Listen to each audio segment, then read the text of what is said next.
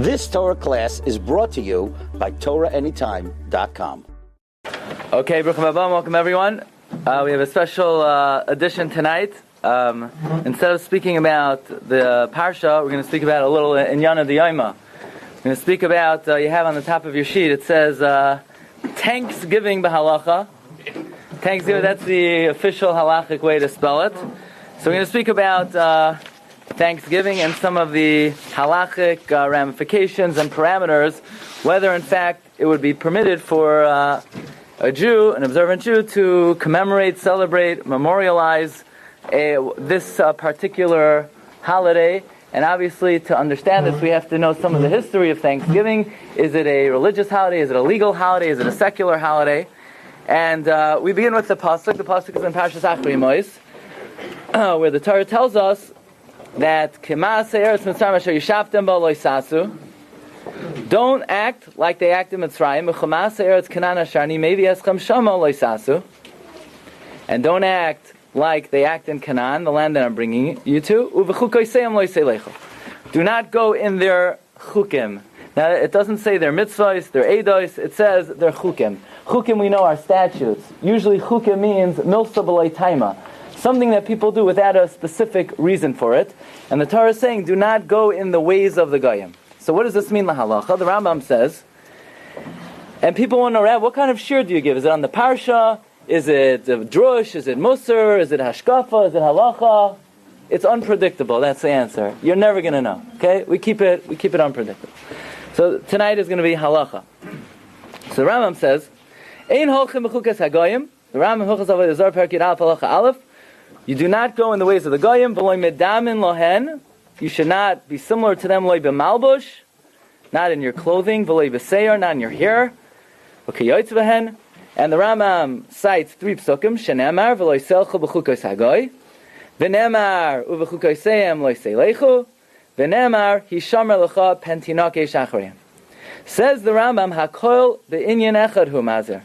It's all one concept. Shelo yedam elahem. Don't be like Gentiles. Eliyah ha-Yisraeli muvdo mehen. A Jew should be separate. V'yodua, and distinguished. B'malbushai, in his clothing. When you look at a Jewish person's clothing, it should look different than a Gentile.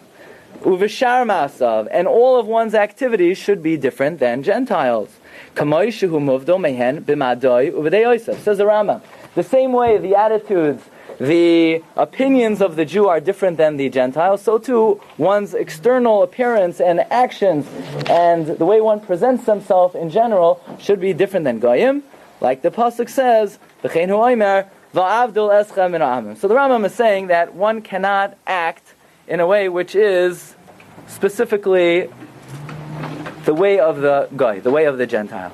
Okay, we're celebrating Thanksgiving then with the all the trimmings, with the turkey obviously, and the gravy, and the mashed potatoes, and the pumpkin pie, and the cornbread, and the cranberry sauce, the whole 9 yards.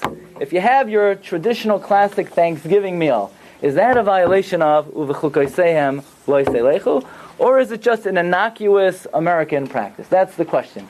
The goal here is not to be machmir, it's not to be mekel. What we're here to do is present normative halacha, mainstream halacha. What do the poskim have to say about this issue? Okay, so to understand this sugya, you have to know two Gemaras in Shas. Two small Gemaras, two short Gemaras. The Gemaras seem to contradict themselves, and the way to answer the Gemaras is the key to understanding this topic.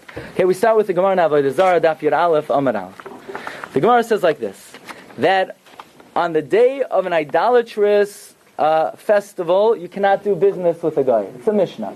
Okay? But the Mishnah says furthermore, the Mishnah says you cannot do a business with a guy 3 days before Yom Eid, 3 days before his idolatrous festival.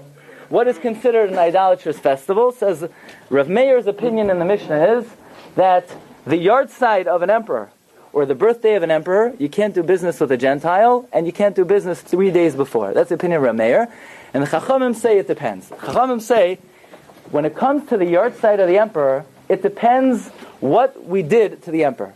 what we did with his possessions. You see, there was an ancient custom that when the emperor died, you would burn his clothing, you would burn his horse, you would burn his chariot. We'll see why they did that. It's a very important custom because, as we will see further on in the Shiur, this was a custom adopted by the Jewish people as well.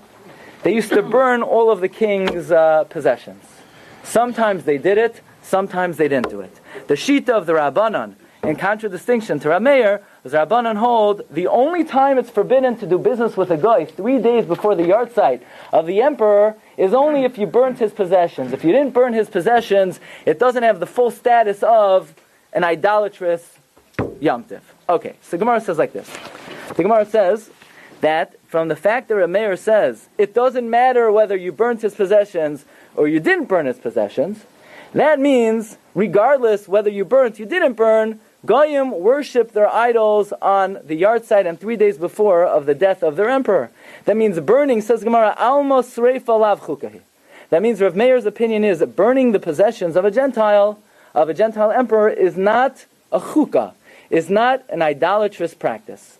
But if the Rabbanon hold that you can't do business with a guy 3 days before the yahrzeit of an emperor, only when you burnt the emperor's possessions, that means Rabbanan hold burning the possessions of the emperor is an idolatrous practice. Says the Gemara, Miklal Rabbanan Savri Sreifa Chukahi.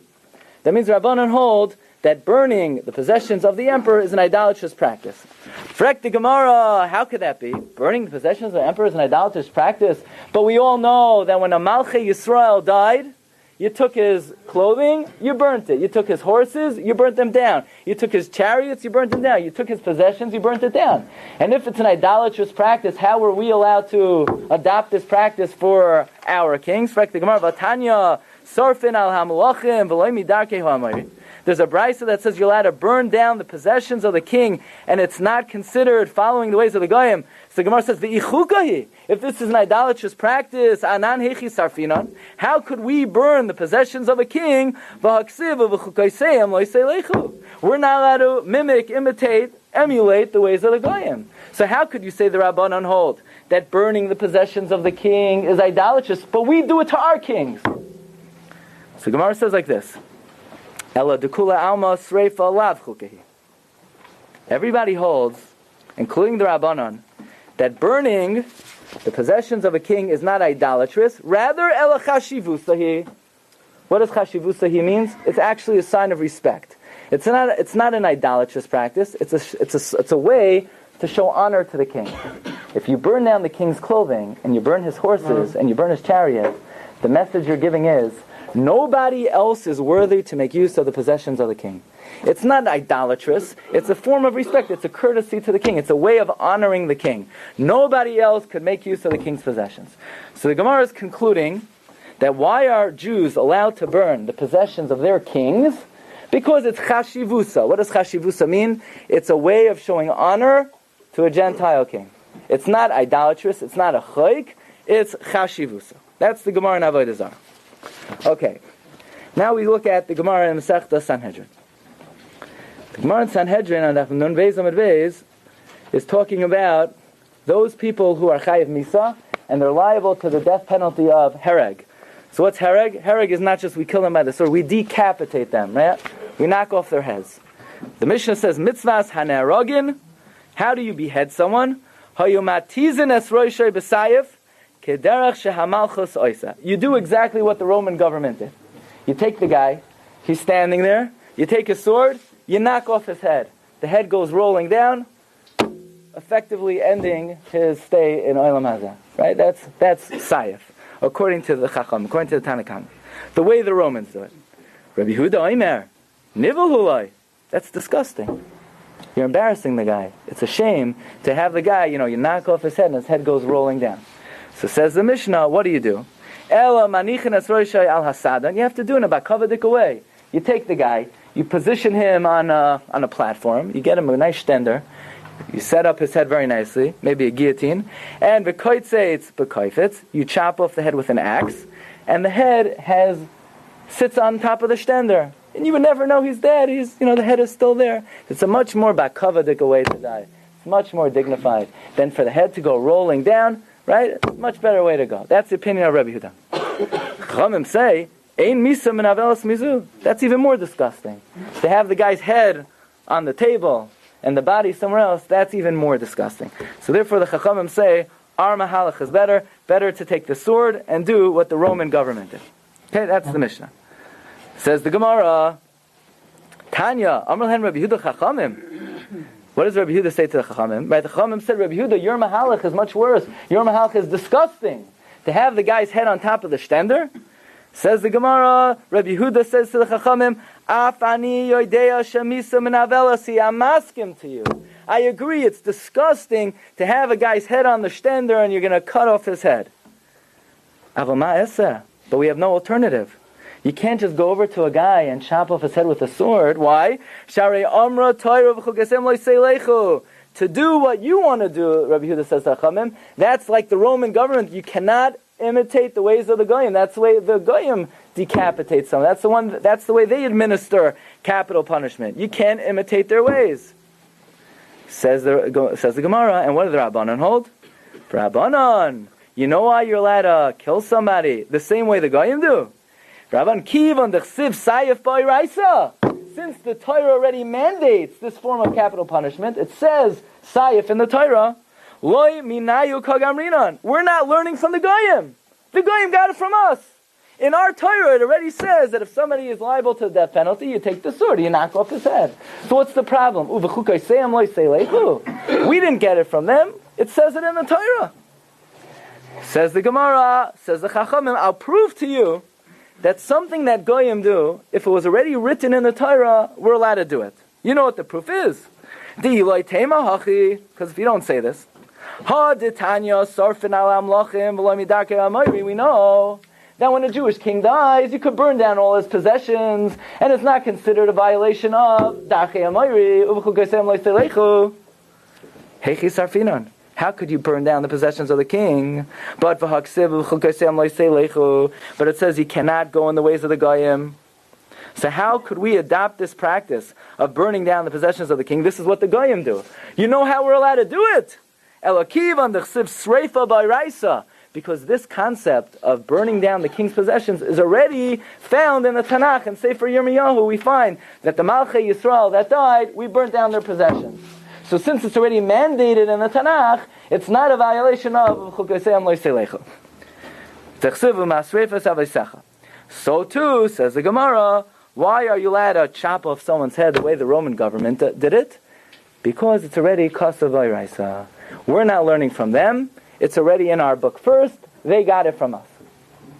So if you look carefully at these two Gemaras, you got to think carefully. You got to open up your mind a little bit. It's a long day, digesting the food, but you got to think. Listen carefully. The Gemara says in the Masechta Avodah Zarah that why you're allowed to burn the possessions of the king? You know why? Because it's not an idolatrous practice, it's chashivusa. Chashivusa means it's a form of courtesy, it's a way of respect. It's not milsabulay taima, it's not illogical, it's not unreasonable. It's a way of showing the world nobody is as worthy as the king. That's what it says in Masechta Avodah Zarah. And in Masechta Sanhedrin it says, why are you allowed to burn the possessions of the king? Because it's kasav v'raisa. Because we didn't learn it from them, they got it from us. Because it says it in the Torah, it says it in the Torah. So you have a stira. The Gemara in Avodah Zarah says you're allowed to burn it because of chashivusa. And the Gemara in Sanhedrin says you're allowed to burn it because it's kasav v'raisa. Which one is it? Why are you allowed to do it? Are you allowed to do it because it's a form of courtesy? Or are you allowed to do it because it's written in the Torah? That's the kasha of Tosfos in the Masechta Avodah Zarah. Tema, Tosfos asks, if the Gemara in Avodah Zarah says that burning the possessions of the king is not a chukah, then why does the Gemara in Sanhedrin have to say it's kasav v'raisa? Who cares if it's kasav v'raisa? It's already something which is chashivusa. It's something which is a courtesy. Tosfos says the following chiddush. Tosfos says there are two types of chukim. There are two types of Gentile practices. There are idolatrous practices, and then there are practices that Goyim do for no odd reason, for no reason at all. It's empty. It's just like superstitious, just things that Goyim do, rituals they have that are not based on any logic.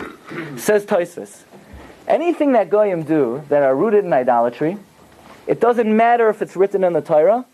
Once Goyim do things that are idolatrous, Even if it's written in the Torah, you can no longer do them. For example, Tosfos says, case in point. In Parshas Vayetze, last week's Parsha, Yaakov Avinu comes to the Har HaBayis. What does he make in the Har HaBayis? Matzeva. Matzeva. But later on in the Torah it says, Lo yisakem lecha matzeva. You're not allowed to make a matzeva. How could Yaakov make a matzeva? The answer is, says Tosfos, is very simple. Before the Goyim adopted making a matzeva as an idolatrous practice, Yaakov Avinu made a matzeva, and the Rebbeinu Shalom loved his matzeva. Once the Goyim came along, we're not talking about a matzeva on a kever, we're talking about a monument for people to gather and pray. Once the Goyim adopted this practice for idolatry, it doesn't matter if it's written in the Torah, it doesn't matter if Avram Avinu did it, Yitzchak did it, Yaakov did it, your Zayda did it, your Elta Zayda did it, your Elta Bubba did it. If Goyim are doing it today for idolatry, you can no longer do it. It's usher. But it's written in the Torah. Too bad. Something which is rooted in Avodah Zarah, you need to stop doing, even if the Avos did it. But then there's another type of chayk. There's certain things Goyim do. Why do they do it? Yeah, they're walking down the street and they see a black cat. And they stop. By the way, you know how to stop. Probably Nisr D'Oraisa to stop. You keep on going. Why do they stop when there's a black cat? It's some kind of bogus. It's not based on anything. So something which is baseless, something that's not based on anything at all, then if it's Kosav D'Oraisa, if it's written in the Torah, then you could do it. If it's not Kosav D'Oraisa, you can't do it. So these are the two levels of Tosfos. Something which is rooted in idolatry, if it's Kosav D'Oraisa, you still can't do it. Something which is baseless. The language, the lashon of Tosfos is, Tosfos says, L'kach Perish Ri, this Tosfos in Avodah Zarah, the second column on the bottom right-hand side. The Trei Gavni Chuka Havi. Echad Sha'oisin L'Shem Choik L'Avodas Kacham. One they do for Avodah Zarah. The Echad Sha'oisin L'Shem Das Hevel Ushtos. There are certain things Goyim just do. On the fourth Friday of the week, they just do a certain thing. The day after Thanksgiving, they go shopping in certain places. Why? We don't know exactly why they're doing it. So it's a shtus. That's a chukos hagoyim.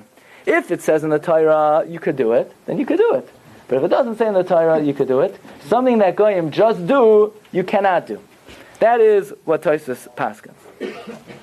The Ran explains, the Ran adds, the Ran in Masechet Avodah Zarah adds, that anything that Goyim do that we don't know why they do it, you assume that on some level you could trace it back to idolatry. Even though you ask them, why do you do it?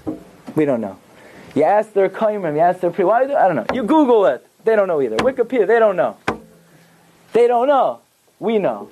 We know that when Goyim do things that we don't know the reason for, it's rooted in idolatry.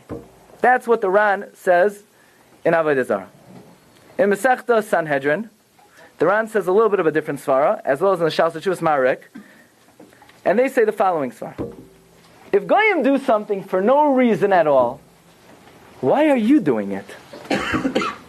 Why are you doing it? The guy has no reason to do it. It's not making him more money. It's not making his life any better. It's not advancing anybody's physical or emotional or spiritual welfare. Why are you doing it? That you're doing it only because the guy does it. Because he's not doing it for any reason. Anything that a guy does that has no reason, for a Jew to do it is like giving credibility and credence to the guy. That's another reason, says the Ran, says the Shal Shechus Marik. Okay, let's just set forth one more parameter, and then we'll come to see what this has to do with thanksgiving b'halacha. Marik says, Shal Shechus Marik, he had the following shaila, maybe 16th century. Marik was asked, in the Gentile hospitals, the doctors in the hospital, they wear special begadim. They wear special clothing. They wear a long gown. Can the Jewish doctors wear the same gown? Probably ask the same question today. Doctors today, they wear the scrubs. What color is it? The teal scrub or the blue scrub, right?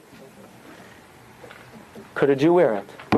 Or is that mimicking the way of the guy? So Marik says two principles. Says the Marik, there are two types of chukim that goyim do that we can't do. Number one, something they do without any reason at all. They do something as a chayk. What a chayk means, like we have a chayk, like paraduma. What's paraduma? It's a chayk. We don't know the reason for it. Anything the Goyim do without a basis, a logical basis, we cannot do. Or, says the Marik, this is a very interesting parameter. Let's say the Goyim have a certain style. They do a certain thing. But the reason why they do it, it's a form of pritzos. Or it's a form of gaiva. It's a form of promiscuity. It's a form of looseness. Not enough to say that, a Jew can't do it because it's lack of tznius. It's not that bad. It's only slightly bad. We would never nail a Jew. Let's say if a Jew originated this practice, let's say a certain form of clothing, that we would never come and say, a Jew can't wear it because it's a lack of tznius. It's it's a gray area. It's not something we could answer. But if the reason why the guy is doing it is because the guy is enjoying the looseness of this style, then you cannot imitate it because that's considered distinctly Gentile. So in other words, let's say if the style is a tight-fitting something, we're talking about men, okay? Why? If it's just, styles, they come and go, loose, tight, loose, tight, loose, tight. That's the way of the world. People get boring of styles very quickly, right? So if it's just, that's the trend, okay. But if the reason why the guy is wearing it a certain way is because this is more provocative, that's why he's doing it, then a Jew can't do it. We would never, let's say it would be the type of thing which is subtle, so we would never say, that's really not appropriate for a ben Torah. Maybe it's not so far, it's something more nebulous. But if the reason why the guy is doing it, so now you have to be like a sociologist or somebody who understands the styles and the root of it. If you could trace back the reason for the style, then the Jew would not be able to adopt it because it's rooted in what Marik calls pritzos or nidnud geder atznius. Okay. And therefore, says Marik, why do doctors wear special begadim? Says Marik for one reason. So that everybody should know that they're a doctor. Why? Why do they want people to know that they're a doctor? Either, says Marik, either for the money or the covet. I guess there's also a possibility maybe they actually want to help people. But it's a symbol of their status.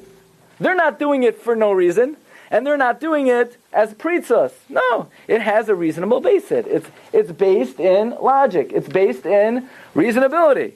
So therefore, says Marik, it would be permitted for the doctor to wear this distinctive clothing. Okay? So with this hakdama, let me just add one more opinion, and that's the opinion of the Vilna Gaon. So let me ask you a question. Right now, at this point in the Shiur, if Goyim would have a certain practice that has a reasonable basis, that has a logic to it, we didn't invent it on our own. It doesn't come from our own invention. But Goyim do it for a certain reason, it would be permitted. The Vilna Gaon has a very strict opinion here. The opinion of the Vilna Gaon is anything we wouldn't have come up with on our own, you cannot do it, you cannot imitate a Goyim. Now, that is very limiting. Because basically, by the Litvische Welt, we won't be able to wear anything. Who invented the style of any garment? Mostly Goyim. I don't know, in Italy, it could be a lot of them are actually Yidden. Exactly what level of observance they're on, it's hard to know. But in general, most things are invented by Goyim. Now, most poskim say, as long as there's a reason for it, you could do it. The Vilna Gaon says, anything that you get from a guy, you can't do.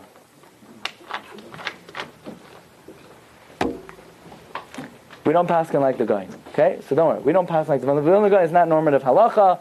Rav Moshe Feinstein, and you will see in a tshuva, says we don't paskin like the Gaon. There's a very interesting tshuva here in number 13, Shaus Tshuvas B'nei Banim. Shaus Tshuvas B'nei Banim was written by a grandson of Rav Henkin, Rav Yehuda Herzl Henkin, who's a very interesting personality.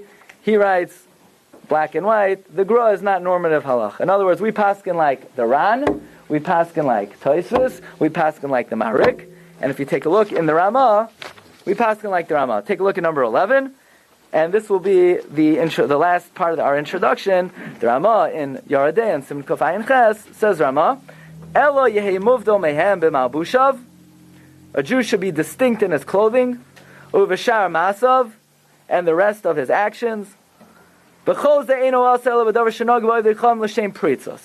only thing we cannot imitate is if goyim perform it out of pritzos, promiscuity, looseness, goyim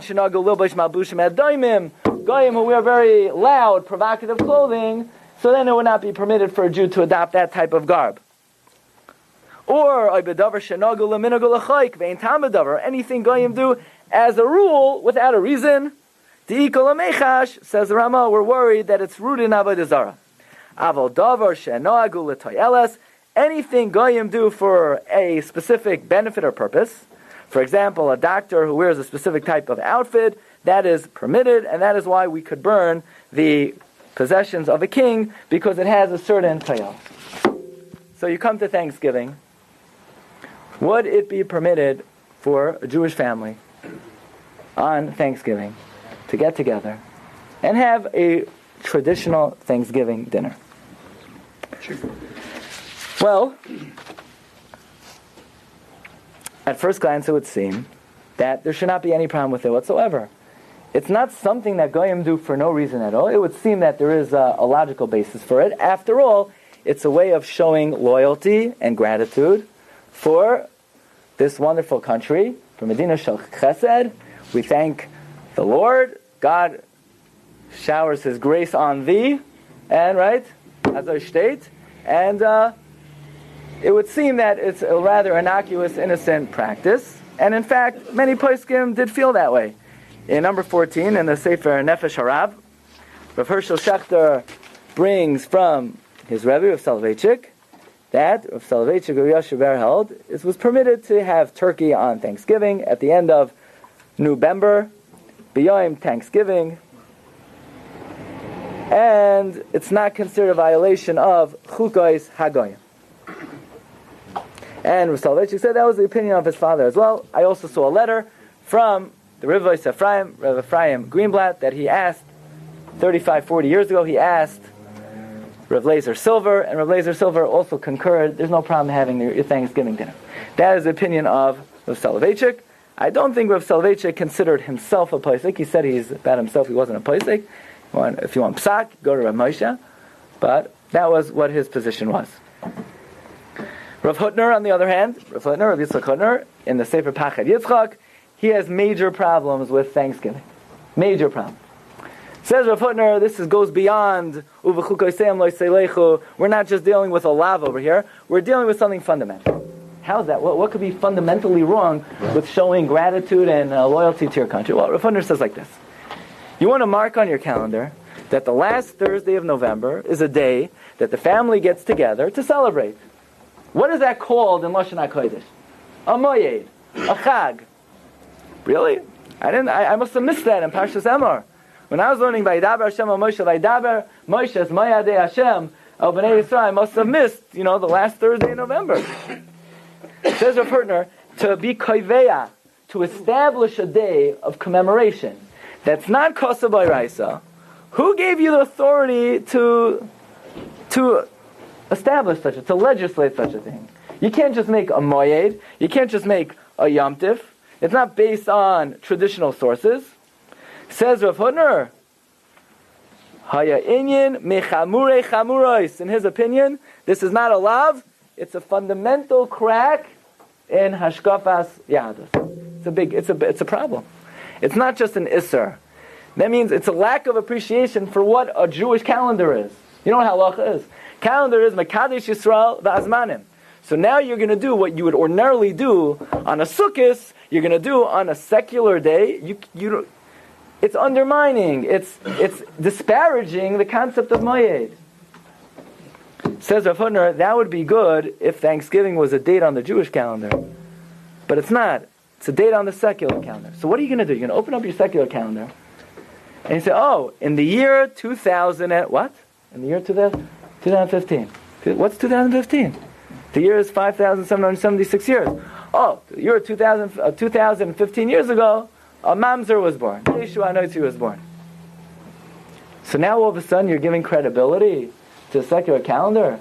We know that there might even be a halachic issue with saying the year. So some are makbid to say lemisparam, some are not makbid. Okay, So it's a shaila. Maybe there's a makom to be makel. Maybe many people are just say the name of the year and they don't have a problem.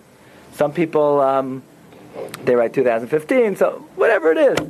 But to establish a Yom Tiv, to establish a holiday based on the secular calendar, says Rav Hutner, in his opinion, it's Avuzrayu da Avodah Zarah. But, says Rav Hutner, that's just between me and you. But whether you should allow this to go out to the public, right? So, rabbis, this is just a private conversation that we're having now. Now the issue is, should we tell the world at large that, we cannot acknowledge an established date on a secular calendar because maybe that would be giving credence to the secular calendar? Says Rav Hutner, you need a lot of sensibility, whether it's worthwhile, to spread the word. I'm just telling you my personal opinion. Whether you should let it go out there to the public, everybody should use their own judgment. But this is my personal opinion. This is what Rav Hutner writes. So Rav Hutner certainly had major problems with this on many levels. First of all, establishing a moed, Rav Hutner said, would not be possible, and certainly not in the secular calendar. So I would say like this: if you're a Talmud of Rav Soloveitchik, you can follow his opinion. If you're a Talmud of Rav Hutner, also. In America, Rav Moshe Feinstein was the Paisik of the United States of America. He was, as much as anybody was ever niskabel in anywhere, Rav Moshe is considered normative halacha. So let's see, what does Rav Moshe say about Thanksgiving? And I believe Rav Moshe is grossly misquoted. I have never heard Rav Moshe quoted over accurately. I've seen many articles about this. So I just want to read to you what I think Rav Moshe is saying. And before we do that, we have to have a little history lesson. Where does Thanksgiving come from? Okay, let's get the facts. The winter of 1622, 1623, it was a very severe, frigid winter up there in Massachusetts. And you had a small group of pilgrims. Many did not survive. Many of them froze to death. Many of them starved to death. And those who survived made a tremendous feast on Thanksgiving in 1623 in July. Nothing to do with November, in July. What was the Thanksgiving? Thanksgiving was they survived the winter. Who survived the winter? A small chevra in Massachusetts. Did they really affect the development of America? Probably not. What happened after that? Nothing whatsoever. For 166 years, nobody said boo about Thanksgiving. Nobody celebrated Thanksgiving. Not one American in the entire country. We're going to celebrate a day that a few chevra survived the winter? It's not a holiday. 1789, a congressman from New Jersey came to George Washington. And he said, George, we need to have a national day of Thanksgiving. So George said, why? He said, well, look, this is in the aftermath of the Revolutionary War. We just ratified the Constitution. We were successful in Hakamas HaMedina. We established the country. This is in the aftermath of independence. We need to have Thanksgiving to God Almighty. So George Washington issued a religious proclamation that every citizen of the United States needs to celebrate a day of Thanksgiving. Unfortunately, not one person in the country listened to George Washington, and nobody in the United States of America celebrated any day of Thanksgiving for another 100 years. It was like, Roi Vatsi Beinu Michoyim Lamed. It was too hard. It's a big avoid. Thanksgiving is a big avodah. Nobody was able. They weren't on the madrega to eat that much. 1863, 100 years later, a woman by the name of Miss Sarah Joseph Hale came to Abraham Lincoln and said, Abe, it's about time we establish a day of gratitude, Thanksgiving. So Abraham Lincoln established Thanksgiving, Mikan Olahava. Did it have anything to do with the original pilgrims? Nobody knows. If it has anything to do with George Washington? Nobody knows. But Thanksgiving is a relatively modern invention. By the way, this is just a side. I want to tell you a chiddush in history. I don't think anybody ever said this before. You heard it here first. 1863. Miss Sarah Joseph Hale. Anybody know who she was? I don't know if she was Jewish, but she was a mechaber. She composed a famous song. Mary had a little lamb. So the shaila is, why did she want to be koveya Thanksgiving? So it could be She loved lamb so much, she was afraid if there was a holiday, people would be eating lamb chops. So she was koveya, the people should eat turkey. And this way, I didn't see that inside, but okay, fine. Comes Rav Moshe Feinstein.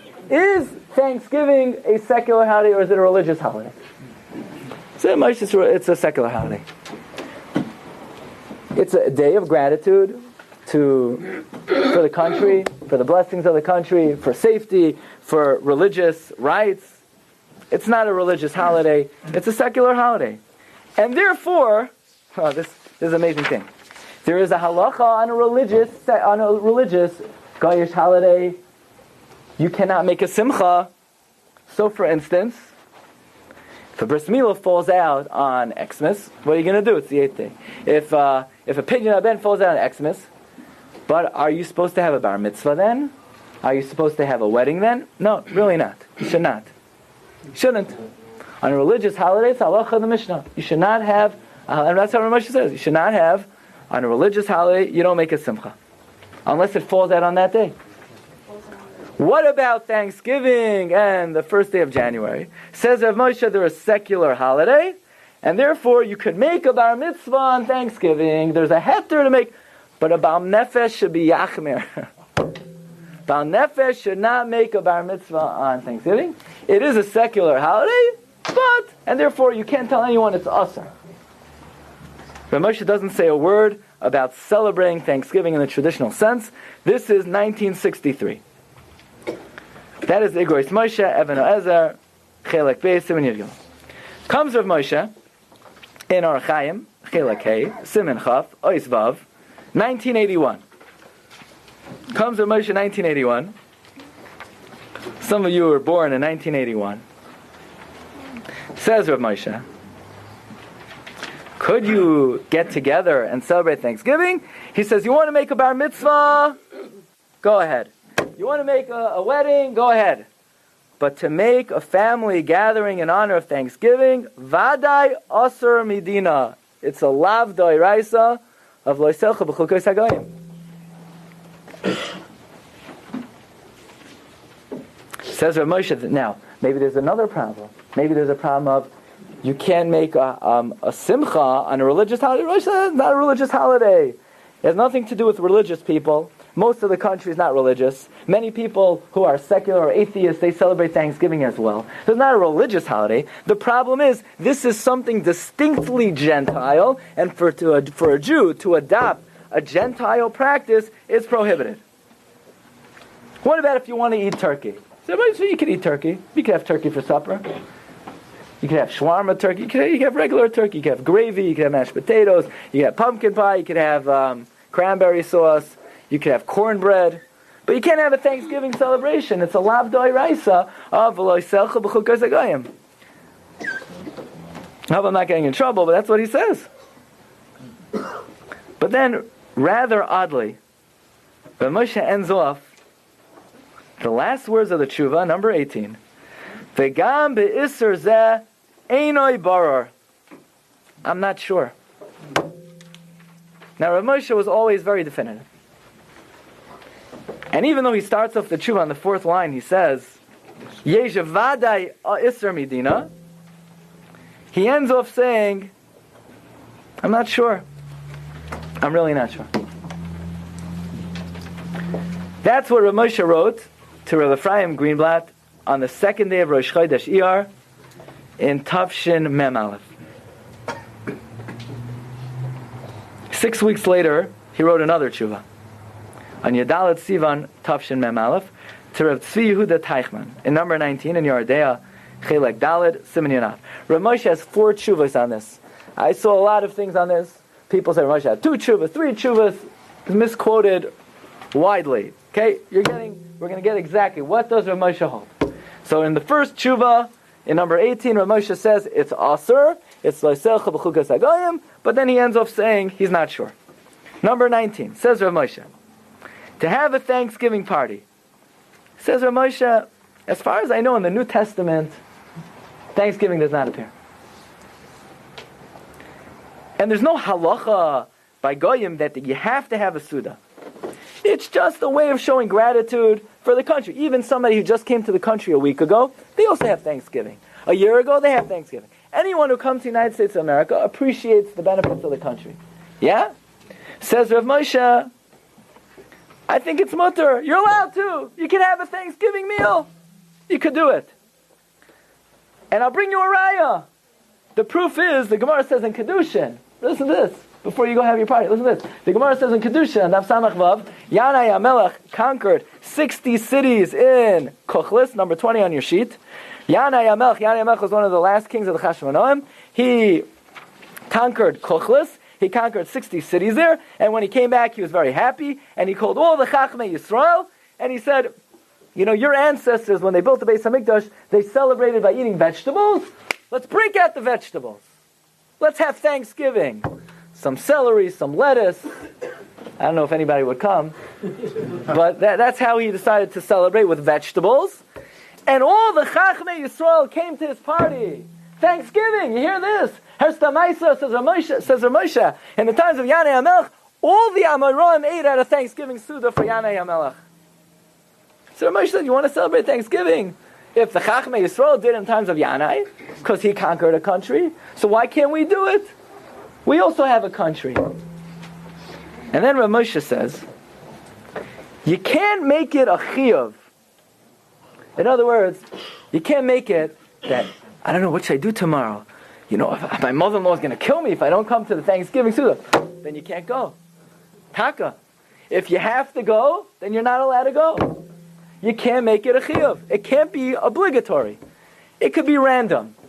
Oh, it happens to be that we haven't gotten together in many years, and the cousin is off, and the uncle is off, and the third cousin is off, and so we might as well get together, and what are we going to serve? Turkey's on sale. You could do it randomly, but you can't do it as a chiyuv. And if you do it randomly, and next year you want to do it again, you could do it again. But to make it that every year you get together and you celebrate Thanksgiving, says Rav Moshe, I hold, Yanai HaMelech only did it one time. So you want to have a one-year Thanksgiving, no problem. But to do so every year, it's a problem. Why? You're over a different law. Bal Tosef. Bal Tosef is a law in the Torah. You can't have 9 days of Sukkot. You can't have 3 days of Shavuos. You can't have 5 parshas in your Tefillin. You can't add to the calendar days of Yom Tovim. So to add a consistent Thanksgiving party every year, says Rav Moshe, is Bal Tosef. What? That means Rav Moshe just contradicted himself. Because in the first tshuva, Rav Moshe said to have a Thanksgiving party is an Isser D'Oraisa v'Chul Goyseim Lo Yisei. It's mimicking the Goyim. And in the second tshuva, Rav Moshe says, really you're allowed to do it.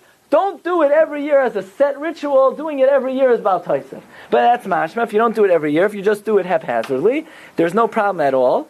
But according to the first tshuva, that you can't emulate the ways of the Goyim, then you would never be allowed to have a Thanksgiving party. Even doing so haphazardly once in a yovel, that once in a yovel time would be a problem. So Rav Moshe is contradicting. And by the way, he wrote the two tshuvas 6 weeks apart. So again, in the first tshuva, Rav Moshe says Thanksgiving celebration is a violation of Lo Yiselchu B'chukos HaGoyim. In the second tshuva, he does not bring up the problem of Lo Yiselchu B'chukos HaGoyim. He brings up a different problem if it's a consistent annual celebration. So, in Tammuz, Rosh Chodesh Tammuz, so we have 3 tshuvas so far. Number 18 was written Rosh Chodesh Iyar, Tafshin Mem Aleph. 6 weeks later, on Yodalet Sivan, he wrote, it's not a problem. And 2 weeks later, Rav Moshe's grandson, Rav Mordechai Tendler, said, Zayda, what's going on? 6 weeks ago you wrote, it's Asar D'Oraisa, Lo Yiselcha B'chukos HaGoy. 2 weeks ago you wrote, it's mutter as long as you don't do it every year.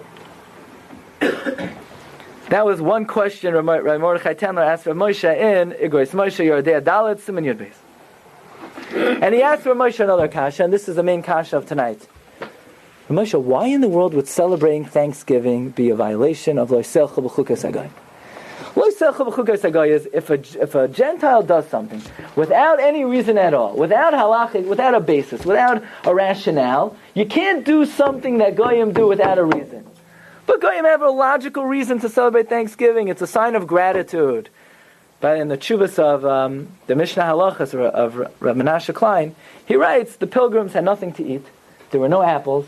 there were no oranges, there were no nuts, there were no fish, there were no birds, there was no meat. The only thing they found was a turkey. So that's why they eat turkey. There's a reason for it. It's not superstitious. There's a rationale. And the Ramah says the only time you can't imitate the Goyim is to imitate something they do, b'li tam, without a reason. They have a reason. So these were the two questions they posed to Rav Moshe. Number one, you're contradicting yourself. And number two, it's not what the Ramah says. Why? It sounds like Rav Moshe is passing like the Gra. The Gra says, anything Goyim do, you can't do. We don't paskin that way. We say that if Goyim do something for a reason, you can't imitate it. This seemingly has a reason. Comes Rav Moshe, and he says the following. He says, let me tell you what's in my heart. When the Ramah says, this is the key to this sugya, in number 11. The Ramah says that anything that Goyim do as a choik, ve'ein tam b'davar. What does the Ramah mean? Does the Ramah mean that anything Goyim do that's baseless, that has no reason, that has no logic, you can't do? Or does the Ramah mean more than that? Maybe what the Ramah means is that if the Goyim do something and the logic is very weak, and it's not really a logic that a Jew would utilize, we would never use this type of reason to establish anything on our own. That would be a violation of Lo Yisechu B'chukei Sagai. And Rav Moshe clarifies, why can't a Jew do something that a Goy does for no reason? Rav Moshe says it's not because we suspect that the Goy has some kind of hidden motive, maybe he's really doing it for Avodah Zarah. It's that if a Goy is doing it without any reason, for us to do things that Goyim do that have no reason, that's imitating the ways of the Goyim. The biggest way, the clearest way of imitating the ways of the Goyim is Goyim do things irrationally. For us to do the same type of thing is the clearest demonstration of imitating the ways of the Goyim. Says Rav Moshe, think about the history of Thanksgiving. When was the United States of America discovered? 1492. That means, until the Pilgrims got here, in 1622, you had 140 years. I mean, people were coming here. They knew where America was. It was on the map already. Every year, more and more people were coming. And after the Pilgrims had their winter in 1623, more people would have come. What would have happened if the Pilgrims did not survive that winter? Nothing. America would look exactly the way it looks today. You just would have had 10 less Pilgrims. That's a reason to make a holiday. Because there were 10 guys near Plymouth Rock who were hungry and they found a turkey. Now you're going to make a Yom Tov? That's absurd. But they had a reason for it. That's not a real reason. They say they have a reason. That's not a Jewish reason.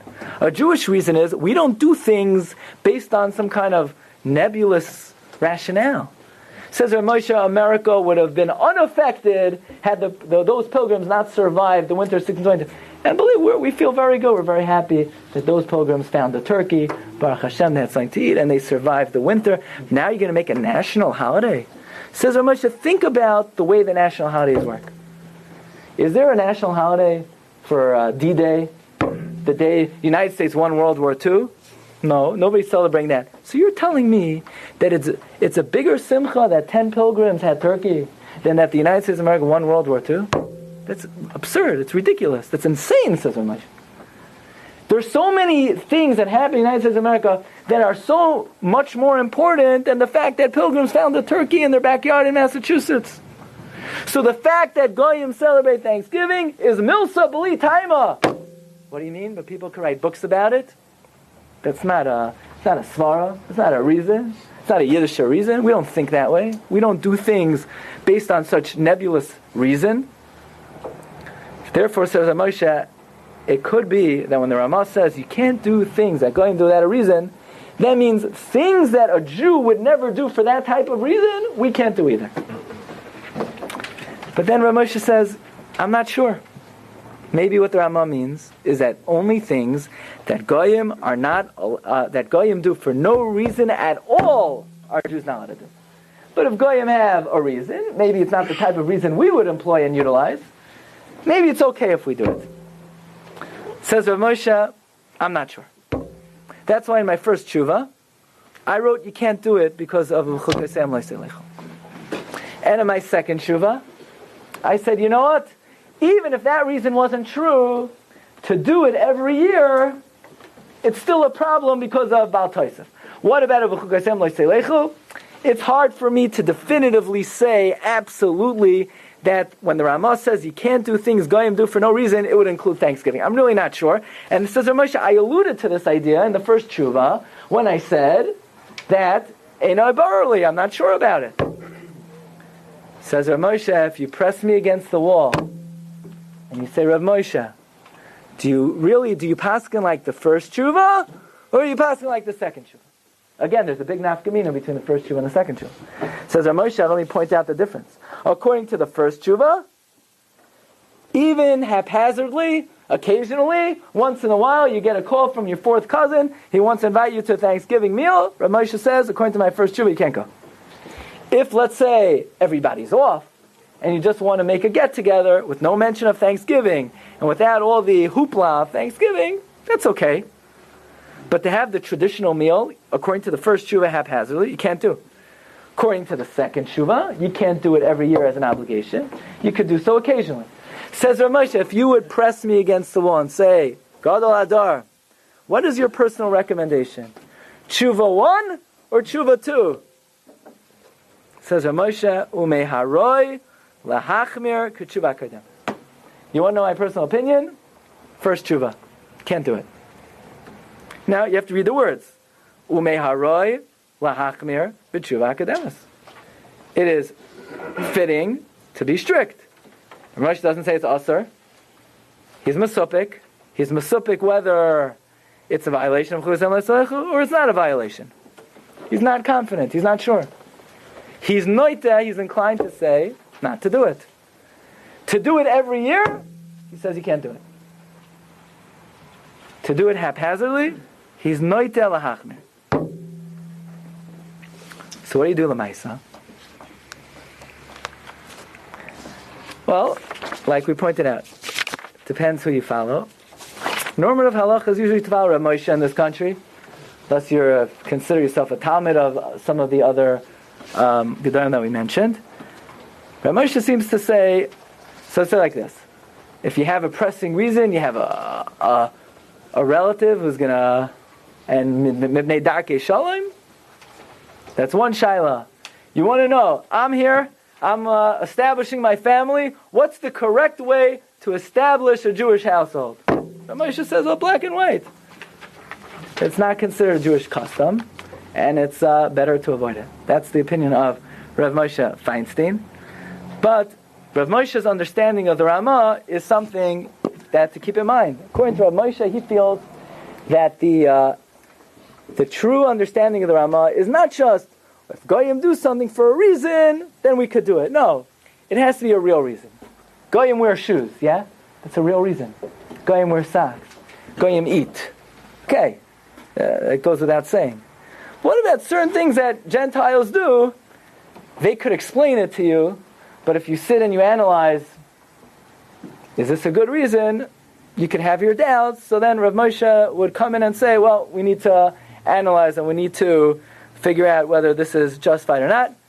Thank you for listening. I wish you all a wonderful day. Wonderful night. Shkayach. You've just experienced another Torah class brought to you by TorahAnytime.com.